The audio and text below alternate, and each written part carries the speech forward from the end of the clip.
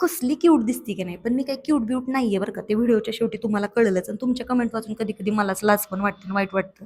कारण इंस्टाग्रामने दिलेलं फुकटचं फिल्टर थोबाडावर लावून मी मोकळ्यातच हवा करत असते. असं उन्हातानाचं 100 रुपयाचा गॉगल आणि हे जॅकेट घालून मी निघाली होती बोंबलत फिरायला.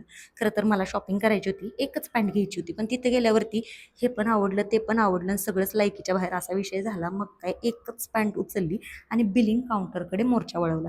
तिथं गेल्यावरती असल्या क्यूट क्यूट गोष्टी असतात का नाही, पण स्वतःला सांगितलं की नो फालतू खर्च करायचा नाही. पण ऊन असो, वारा असो, पाऊस असो, आपल्याला शॉपिंग करायची होती, आपल्याला पोटपूजा करायची होती.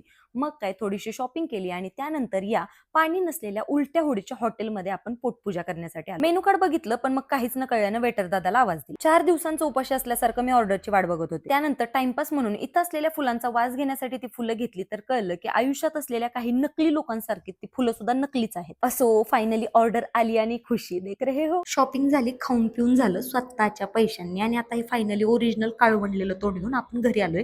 आणि बायांनो एक सल्ला, किती जरी कंटाळलेला असला तरी थोबाड धुतल्याशिवाय झोपत जाऊ नका. त्याने चेहरा क्लीन आणि क्लिअर राहतो. Bye bye.